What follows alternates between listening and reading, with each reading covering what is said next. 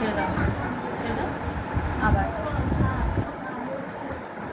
Rectangle, সেমভাবে drag করো। এই দিকের বাটনটা না, লেফট বাটনটা, রাইটটা না, রাইটটা থেকে আঙুলটা সরিয়ে নে, শুধু লেফটটা ক্লিক কর, ড্র্যাগ কর। চল এবার ট্রায়াঙ্গেল ক্লিক কর। এবার এখানে এসে বাটনটাকে প্রেস করে, কোনো ব্যাপার না, হ্যাঁ আবার কর, ড্র্যাগ কর, ড্র্যাগ, ঠিক আছে।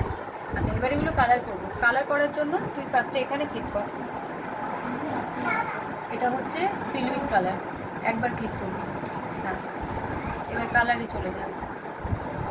তোর পছন্দ মতো কালার সিলেক্ট কর, অরেঞ্জ, তাহলে অরেঞ্জের উপর ক্লিক করো, নিজে করো, ক্লিক করো না একবার, ব্যাস। এবার তুমি নিচে নেমে এসো, কোনটা অরেঞ্জ করবে, এটা সার্কেলটা, আচ্ছা এবার ক্লিক করো একবার, ভেরি গুড।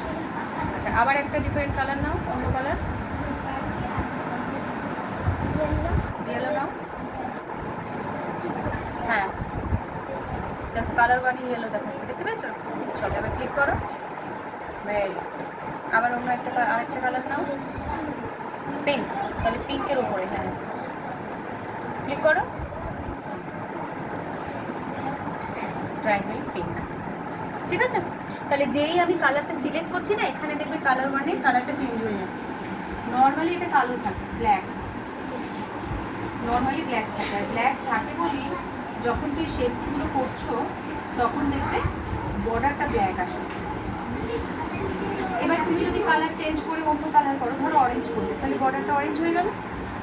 আর পরে যখন তুমি অন্য নতুন শেপ নেবে তখনও সেই অরেঞ্জ কালারের বর্ডারই আসবে, যদি কালার ওয়ানটা অরেঞ্জ থাকে, ঠিক আছে।